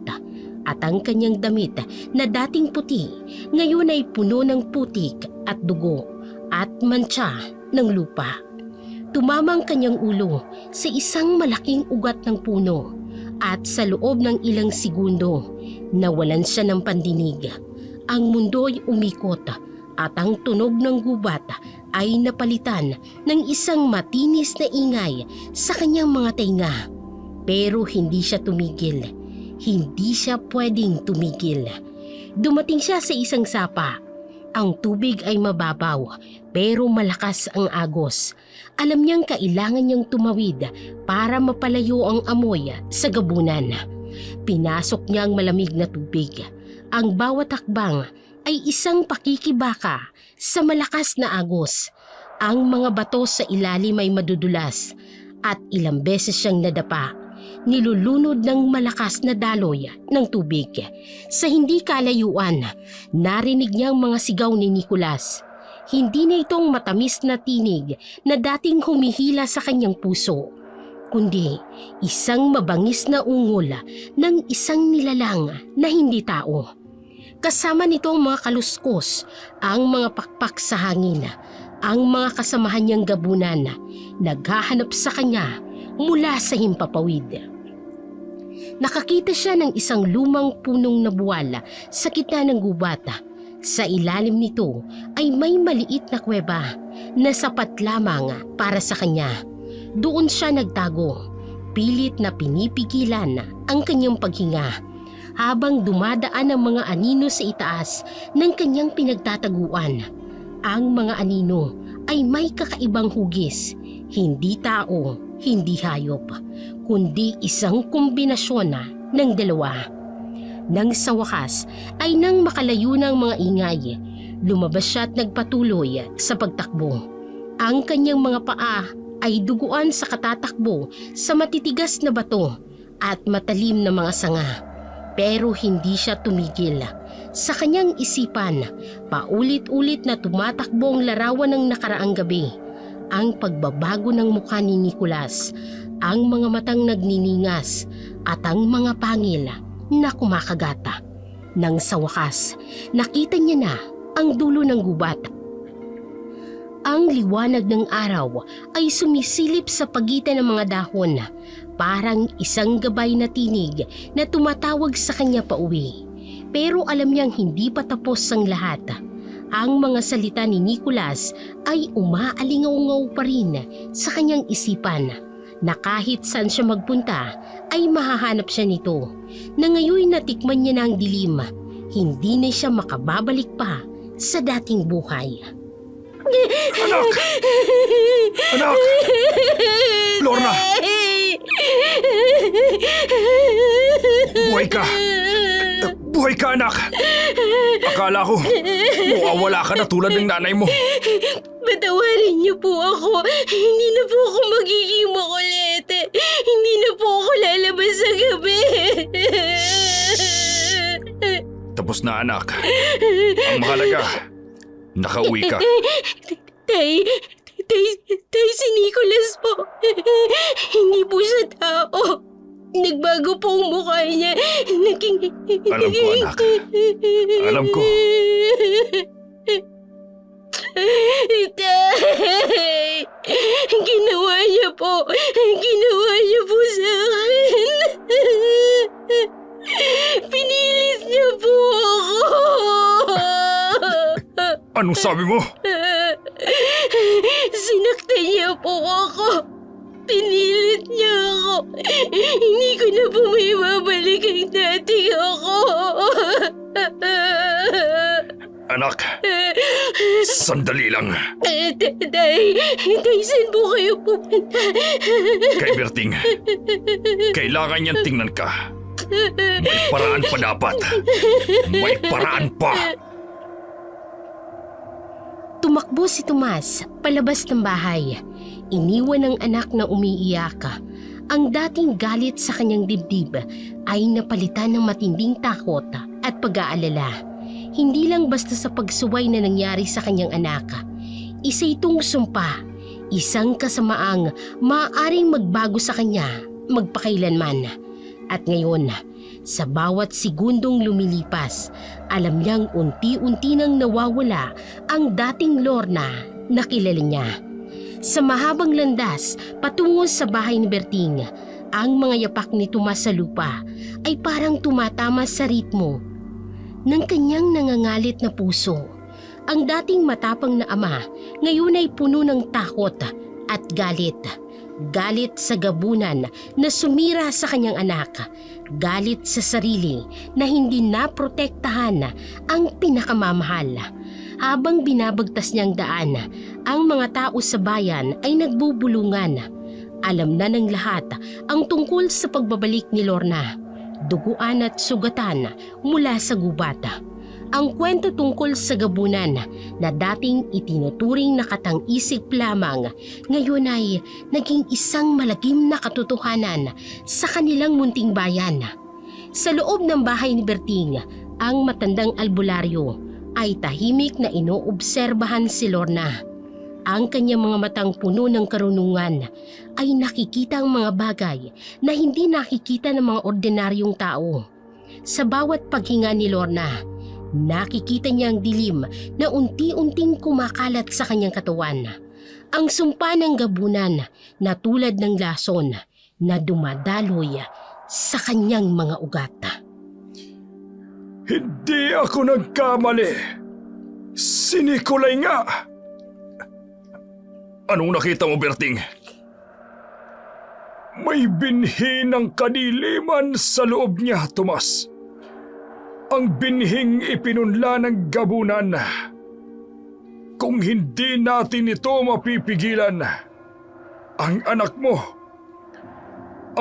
mo ay manganganak ng pinakamakapangyarihang gabunan na nakita ng ating bayan. Anong magagawa natin, Berting? May mga halamang gamot, mga damong sagrado na maaaring makapagpalabas ng binhing yan. Pero hindi ito magiging madali at walang kasiguraduhan na magiging ligtas si Lorna. Sa labas ng bahay ni Berting, ang hangin ay bumubulong ng mga lihim.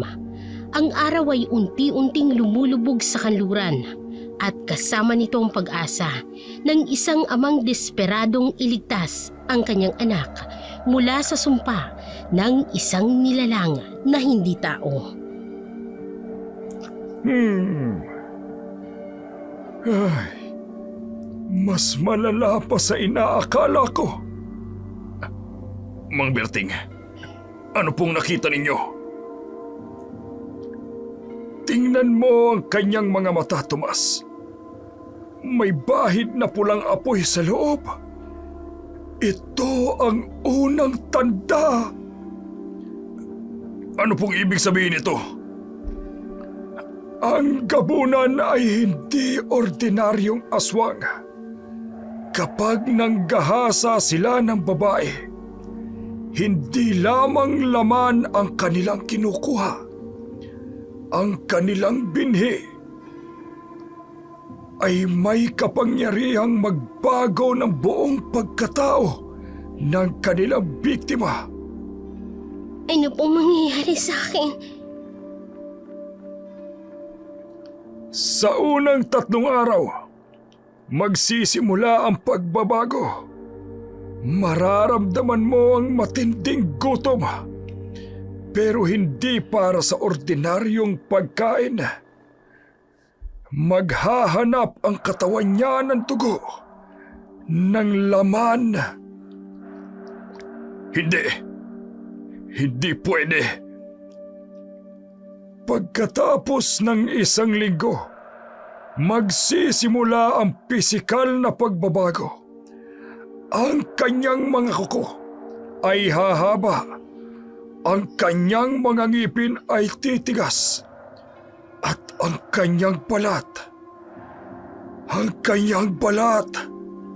ay magsisimulang magkaroon ng kaliskis. Hindi po. Ayoko pong maging katulad niya. Ayoko po. Pero ang pinakamalala, ang binhi sa loob mo. Kung hindi natin ito mapipigilan, ang batang ipanganganak mo ay magiging pinakamalakas sa lahat ng gabunan. Kalahating tao, kalahating aswang.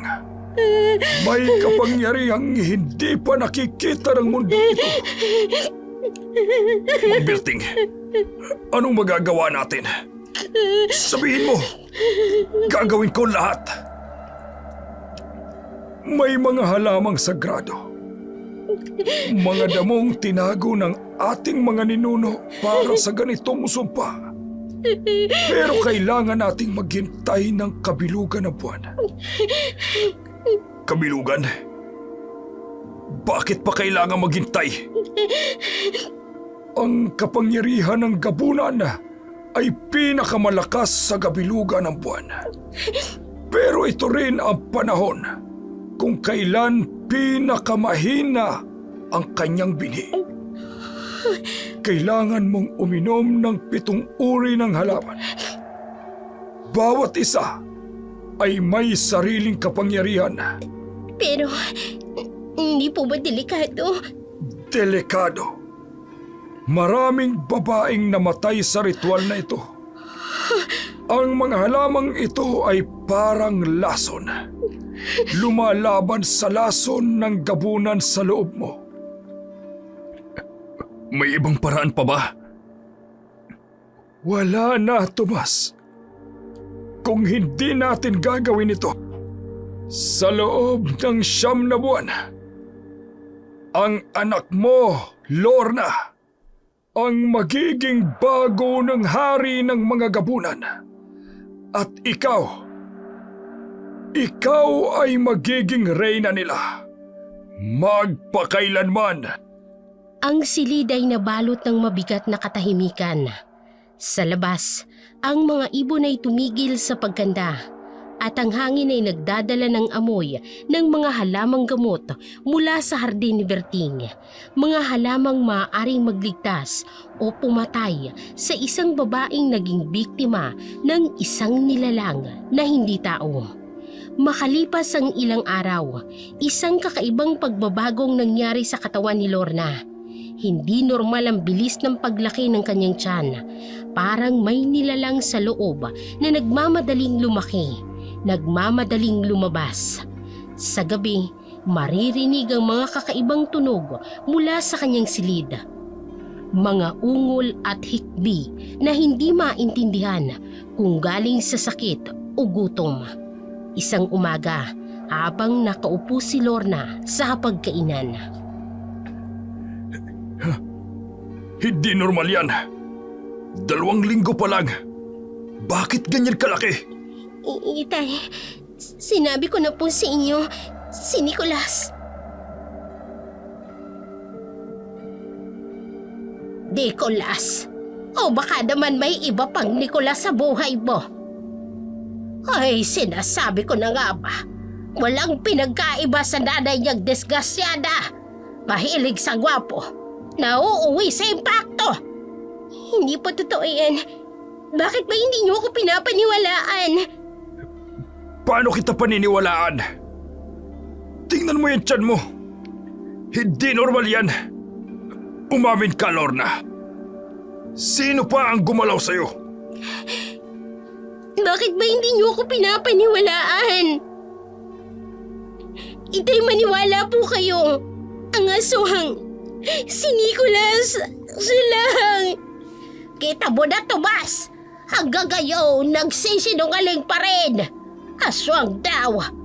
Kung totoong aswang yan, dapat patay ka na. Umaming ka ng impakta ka. Ilang lalaki bang pinagbigyan mo? Biglang nakaramdam si Lorna ng matinding kirot sa tiyan. Ang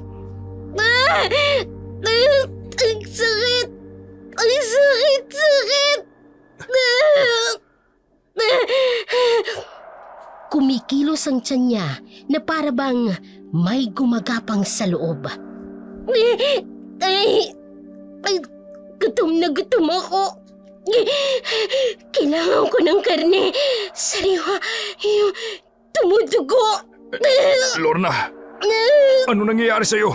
Karne! Kailangan ko ng karne! Ang puso mo'y tay. Ang sarap pakinggan. Ay, Diyos ko! Ang mga mata niya, pulang-pula! Sa sandaling yun, ang dating tahimik na bahay ay napuno ng matinding takot. Ang mga mata ni Lorna ay nagniningning ng pula at sa ilalim ng kanyang damit may kumikilos na parang alon. Ang bata sa kanyang sinapupunan ay nagugutom, humihingi ng dugo. Sa labas naman ng bahay, ang mga aso ay sabay-sabay na umaalulong. Ramdam ang presensya ng isang nilalang na hindi tao sa loob ng bahay ni Tomas. Sa pagbaba ng araw, ang bahay ni Tomas ay naging saksi sa hindi pangkaraniwang pangyayari. Ang tiyan ni Lorna ay patuloy na lumalaki, tila isang lobo na pinupuno ng kasamaan. Sa bawat oras na lumilipas, ang balat ng kanyang tiyan ay nagiging manipis at malinaw. Halos makita na ang gumagalaw na anino sa loob. Hindi na ako magdududa. Aswang nga ang may kagagawan nito. Tay, Anak, patawad. Dapat hindi kita pinabayaan. Dapat binantayan kita ng mabuti. ngayon mo lang naiisip yan. Tignan mo ang nangyari sa anak mo. Tama na po, Inay. Kasalanan ko rin ito. Akala ko, sapat na ang pagbibigay ko ng material na bagay. Ng pera. Ng mga luho. Hindi po ninyo kasalanan, Itay. Hindi, anak. Nagkamali ako. Masyado kitang ipinaubaya sa lola mo. Iniisip na sapat na ang disiplina niya. Pero mali ako. Dapat ako mismo ang gumabay sa'yo. Kaya nga ganyan ang nangyari. Dahil sa kakakonsente mo. Tama na po, Inay. Kayo rin po. Masyado ninyong pinahirapan si Lorna. Puro paninisi. Puro panghahamak. Ano bang sumpa ang mayroon ang pamilya natin? Bakit paulit-ulit na lang ang trahedya? Biglang narinig ang pag-ungol ni Lorna. Day! Ang isang ko! May kumakalmot sa loob! Sa mga sandaling yun, ang mga ilaw sa bahay ay biglang kumislap-kislap at ang hangin ay naging malamig. Sa labas, ang mga aso ay tumatahol ng sabay-sabay at ang buwan, bagamat hindi pa puno, ay may kakaibang pulang kulay na nagbabadya ng mas malaking kasamaang darating. Sa gitna ng nababagabag na hapon, dumating si Tonet. Ang dating masayahin niyang muka ay puno ng pag-aalala para sa kaibigan. Lorna! Nandito ako! Tonet, Tito, kumusta po si Lord? Diyos ko! Anong nangyayari kay Lorna? umalis ka na! Hindi ka dapat nandito! Pero Tito, kaibigan ko si Lorna. Ano po bang nangyayari? Kung gusto mong tumulong, puntaan mo si Berting. Sabihin mong emergency. Bilis! Mang Berting! Mang Berting! Sige na! Tsaka na lang namin ipaliliwanag ang lahat! Paglabas ni Tonet, kinuha ni Tomas ang malaking kutsilyo sa kusina. Ay, anong gagawin mo sa kutsilyong yan? Kailangan ko maging handa, Inay. Malapit na mangyari. Nahihibang ka na ba? Papatayin mo ang sarili mong apo! Hindi ko alam kung anong lalabas sa tiyan niya, Inay. Kahit galit ako sa lola ng batang yan, hindi ko kakayanin na idamay ang inosenteng bata. Anak pa rin yan ng anak mo.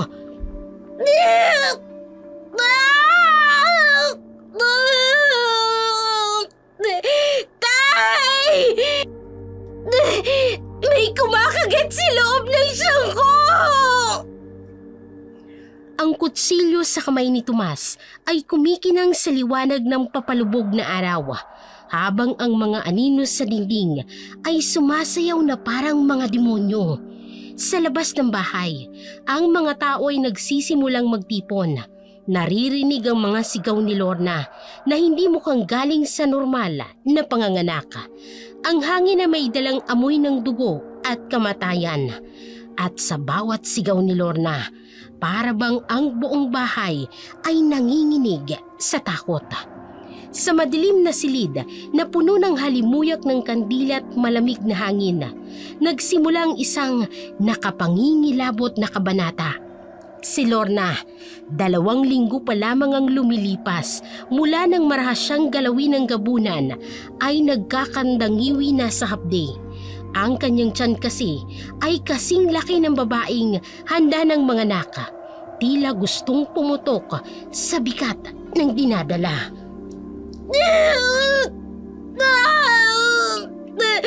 Masakit!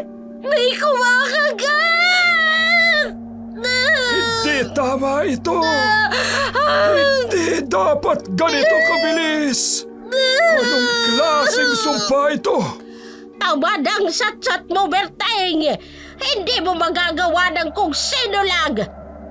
Tomas, buhatin mo ko! Alisin natin ang albularyong yan na wala siyang magagawa rito! Inay, paano kayo? Hindi na kayo makalalakad? Sinong nagsabi sa'yong hindi ako makakalakad? 300 taon akong naghintay. Wala nang makakapigil sa akin ngayon! Ay! Diyos ko! Ano ito? Sa bawat salitang binibitawan ni Lola Lilia, ang malamig na hangin ay tila ba mas sumisidhi. Ang kanyang balat ay unti-unting nagbabago. Nagiging makaliskis at nangingitim. Ang anyo ng isang ordinaryong matanda ay nawawala. Napapalitan ng anyo ng isang nilalang na hindi dapat umiiral. Inay! Anong ibig sabihin nito? Anak, ang akala mo ba'y simpleng pamilya lang tayo?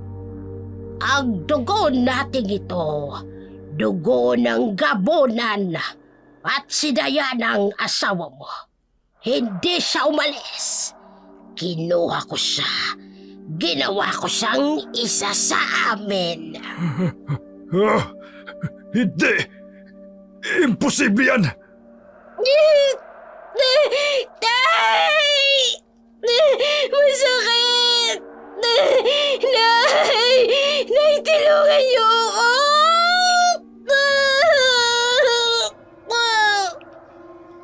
Apo, kambal ang dinadala mo.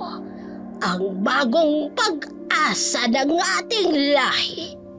Pinakamatibay sa lahat ng gabunan. Ay! Kaya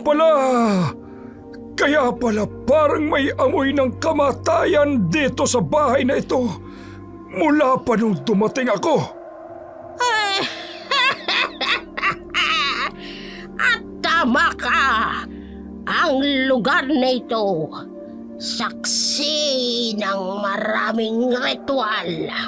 Sa bawat gabi, pinapalakas namin ang sumpa sa dugong ito. At ngayon, sa wakas, magtatagumpay ako! Sa bawat sigaw ni Lorna, ang bahay ay tila buhay na umaalon-alon ng mga anino sa dingding at ang mga kandila ay nagsisimulang mag-apoy ng bughaw. Ang hininga ng bawat isa'y mabigat, tila pinapaligiran ng hindi maipaliwanag na puwersa. Hindi ko hahayaan to. Inay, itatama ko ang sumpang ito. Anong balak mo, Tomas? Ako ang ina mo. Papatayin mo ko. O gusto mong makita si Diana? Diana! Lumapit ka! Ipakita mo sa asawa mo kung anong naging kapalit ng pagmamahal ko! Mula sa dilim, lumitaw ang isang anino. Si Diana, ang asawa ni Tomas, ngunit hindi na siyang dating Diana. Ang kanyang mukha ay may halong halimaw at ang kanyang mga matay kasing pula ng dugo. Mahal, patawarin mo ko, pero hindi ko sila naiwasan.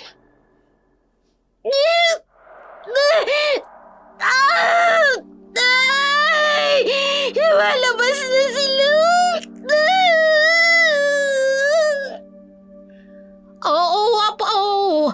Ito na ang araw na hinihintay ko! Ang pagsilang ng tagapagmana ng gabunan! Dadami na kami at wala nang makapipigil! Sa labas, ang buwan ay bilog na bilog. Tila nagbabantay sa kagimbal-gimbal na ritual. Ang mga alulong ng aso ay nag-i-echo sa tahimik na gabi, habang ang mga puno'y yumuyuko na tila nagbibigay pugay sa pagsilang ng mga bagong nilalang na magdadala ng takot at kadiliman sa mundo. Ang silid ay puno pa rin ng bigat ng katotohanang ibinunyag. Sa gitna ng sigawan na takot, tahimik na tinapos ni Lorna ang kanyang pagsilang. Ngunit sa halip na aliwalas, ang panganganak ay nagdala ng panibagong hilakbot. Hawak-hawak ni Lola Liliang Kambala na sanggol. Ngunit hindi ito ordinaryo. Ang kanilang balat ay malaalikabok at ang mga matay kasing itim ng gabi. At ang maliliit nilang ngipin ay tila matutulis na kuko ng halimawa. Tapos na! Ang bagong henerasyon ng gabunan ay isinilang. Ano nang mangyayari sa akin? Ang mga anak ko. Wala kang dapat alalahanin, Apo. Huwag mo kaming habulin. Huwag mo kaming pakialaman. Itatago namin ang lahat ng nangyari dito. Magpapakalayo-layo kami para hindi kayo mapahamak. Inay, bakit mo to ginawa? Bakit ako? Anong klaseng sumpa ang pinasa mo sa pamilya natin? Inay, hindi kita tunay na anak, Tomas. Ginamit lamang kita. Ang pagkatao mo, ang dugo mo. Ginamit ko para makakuha ng tamang mapapalahian ng lahi namin. Pero hindi ikaw ang mahalaga. Ang asawa mo, ang anak mo, sila ang mga tunay kong kayamanan. Bumagsak si Tomas sa lupa. Ang bigat ng revelasyon ay parang alon ng sakit na hindi niya kayang ipaliwanag. Napahawak siya sa ulo. Tila nababalik ang lahat ng alaala. Ang mga babaeng dumaan sa kanyang buhay. Ang mga umalis at nawala nang walang paliwanag. Ang lahat ng ito ay gawa ng isang nilalang na inakala niyang kanyang ina. Kaya pala walang babaeng nagtatagal sa buhay ko. Dahil sa'yo, hinayaan mong sirain ang buhay ko, Lilia! Kung hindi dahil sa akin, wala ka. Isa ka lang patapon. Pinili kita dahil ikaw ang angkop sa plano ko. At ngayon, tapos na. Wala ka ng halaga. Sa isang sulok ng silid, lumitaw ang isang pamilyar. Ngunit hindi inaasahang anyo. Isang babae at batang lalaki ang nakatayo sa anino ng pintuan. Ang babae ay may maamo, ngunit pagod na muka, habang ang bata ay masinsinang nakatitig. Sino sila? Sino sila, Itay? Diana. Diyos ko. Diana, ikaw ba talaga yan? Oo, Tomas. Ako ito. At siya si Nicholas, ang anak mo. Nanay, ikaw ba ang nanay ko? Ikaw ba si Diana? Oo, anak. Ako ang nanay mo. Pero patawarin mo ko. Hindi ko kayo nagawang ipagtanggol. Hindi ko nailigtas ang sarili ko. At kayo. Bumagsak ang mundo ni Lorna Tomas sa bigat ng katotohanan. Ang kanilang ina, ang babaeng inakala nilang nawala, ay naririto, nabubuhay, ngunit hindi naganapa na tao. Tama na ang drama, Diana! Umalis na tayo! Walang kwentang paliwanag mo! Hindi nila kami kailangang habulin! Hindi ko hahayaang makalayo kayo! Hindi kayo pwedeng mabuhay ng ganito! Subukan mong sundan kami, anak! At mawawala ang lahat ng mahal mo! Sapat ng sakit na nadama mo! Tigilan mo na kami! Sa gitna ng gabing yun, naiwan sina Tomas at Lorna sa walang buhay na bahay. Ang kanilang mga luhay tahimik na pumapatak sa sahig na dating saksi ng kanilang masayang pamilya. Ngunit ang gabing ito ay naging saksi rin sa paglalaho ng lahat ng kanilang pinaniniwalaan. Ang kanilang mga alaala, ang kanilang pagkakakilanlan at ang mundo na dating kilala nila. Ang trahedya ng pamilyang ito ay naging aral sa lahat ng nakarinig ng kanilang kwento. Hindi lahat ng kasamaan ay nagmumula sa mga katang isip na halimaw na tulad ng gabunan. Minsan, ang pinakamatinding kasamaan ay nagtatago sa mga taong pinakamalapit sa ating puso. Sa mga taong dapat sana'y nagbibigay ng pagmamahal at pag-aaruga. Sa mga taong nakarinig ng kwentong ito, naging babala ito sa kahalagahan ng tunay na komunikasyon at pag-uunawa sa pamilya. Ang mga sumpa at trahedya ay maaaring maiwasan kung ang mga magulang ay matututong makinig sa kanilang mga anak at ang mga anak ay matututong magbahagi ng kanilang tunay na damdamin sa kanilang mga magulang. Para kay Lorna, ang kanyang pagnanais na makatakas sa mapang-aping kapaligiran ay naging daan upang mahulog siya sa mga bisig ng mas malaking kasamaan. Para kay Tomas, ang kanyang pagkabulag sa mga palatandaan at kawalan ng tiwala sa sariling anak ay naging sanhi ng pagkawasak ng kanyang pamilya. At sa huli, ang mga lihim ng kasinungalingang itinanim ni Lola Lilia ay nagbunga ng isang henerasyon ng trahedya at pagdurusa. Ngunit ang pinakamasaklap sa lahat ay ang katotohanang ang sumpa ng gabunan ay hindi lamang isang literal na sumpa. Ito ay simbolo ng masasamang desisyon ng mga hindi nasabing salita, ng mga naipasang sugat mula sa isang henerasyon patungo sa susunod. Sa bawat pamilyang nagpapadala sa galit, sa bawat magulang na hindi nakikinig, at sa bawat anak na naghihimagsik, may bagong sumpa na ipinapanganak. Sa mga darating na taon, ang kwento ni na Lorna at Tomas ay naging paalala sa mga tao sa kanilang bayan.